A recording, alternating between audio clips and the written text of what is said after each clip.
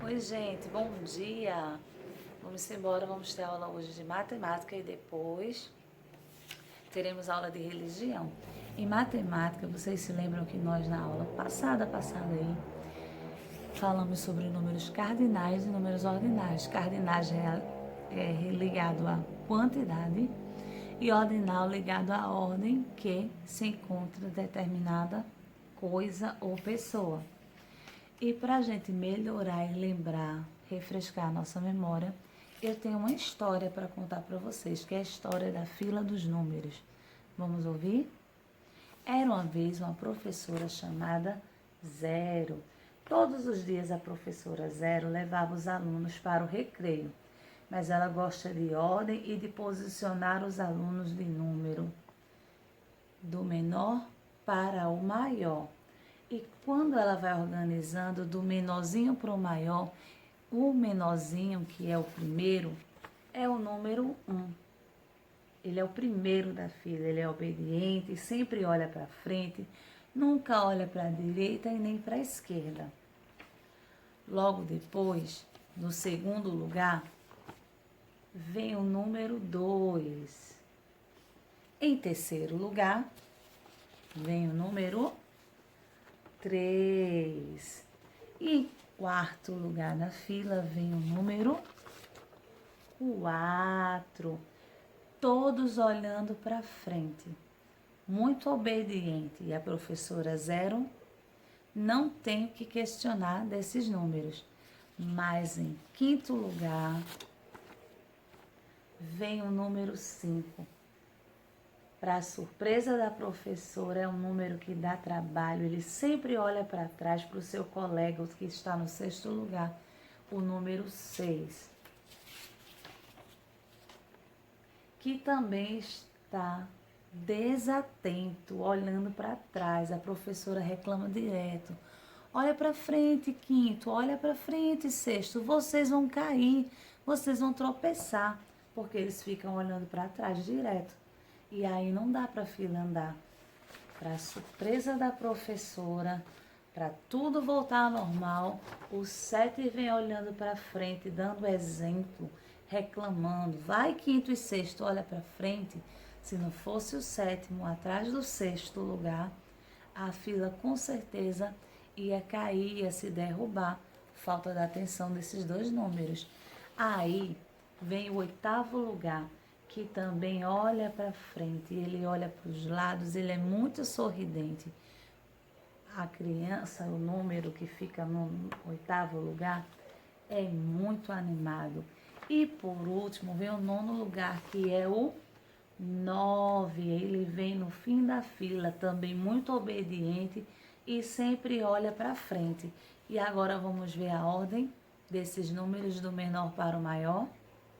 Quando falamos em ordem, estamos dizendo que ele é um número ordinal. E para ser um número ordinal, ele tem um símbolo, lembra? Um tracinho na horizontal e uma bolinha. E na história que eu contei, a ordem da fila ficou assim, ó. Olha a fila aqui. Primeiro lugar, segundo, terceiro, quarto, quinto, sexto, sétimo e oitavo lugar. A fila da professora Zero ficou bem organizada. O 1 obediente, o 2 obediente, o 3 obediente, o quinto e o sexto levado. Sétimo, oitavo e nono, animado também, obediente. Então, todas as vezes que queremos falar em uma ordem, uma posição, determinamos um número ordinal e ele tem que ter esse símbolo, ok? Beijo para vocês, vão fazer a tarefa, bota a pausa, depois tira da pausa e vem comigo que temos aula de religião. Oi, vamos lá agora para a nossa aula de religião. Toda a nossa aula de religião é voltada para a gente ter um aprendizado. Tia Rina já ensinou sobre fé, sobre obediência, sobre perdão. Todas essas coisas são importantes. E hoje vamos aprender mais uma vez sobre obediência e fé.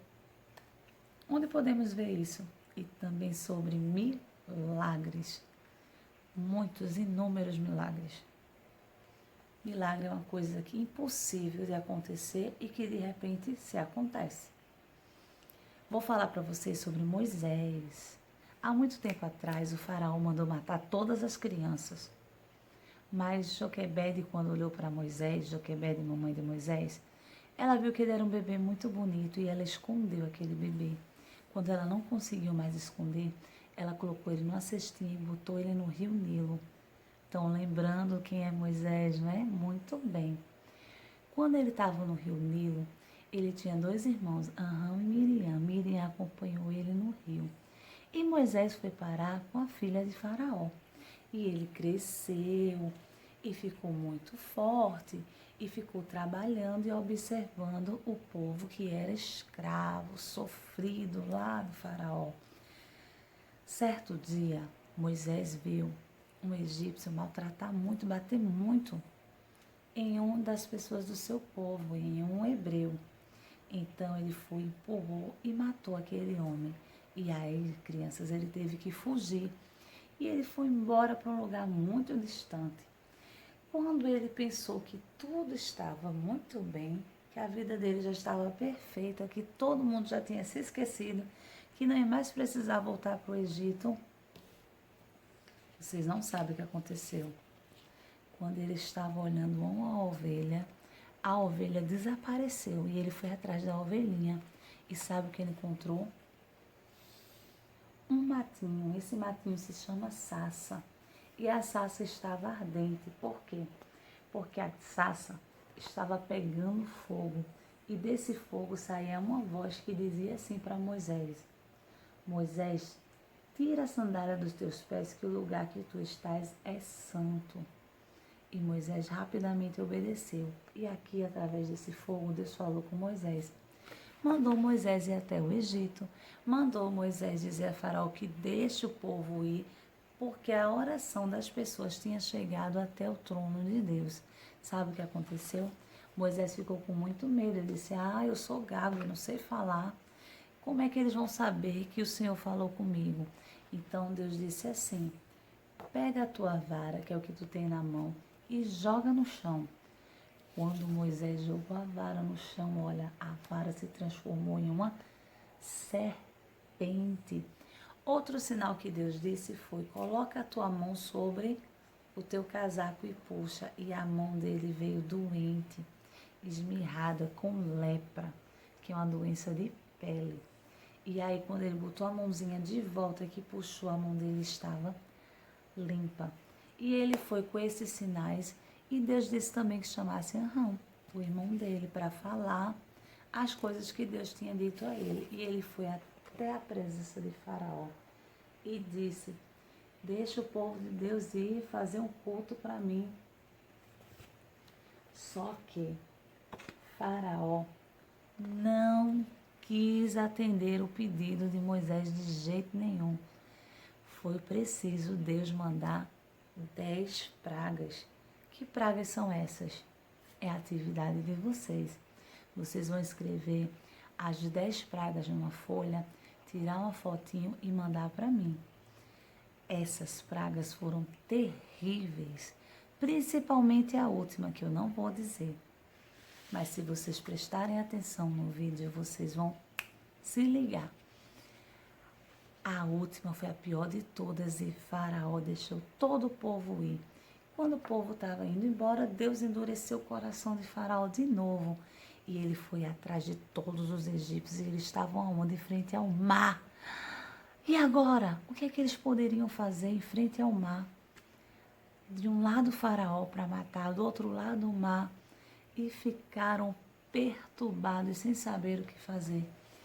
Quando Deus orou e disse assim: por que clama a mim, Faraó? Manda o povo de Israel marchar.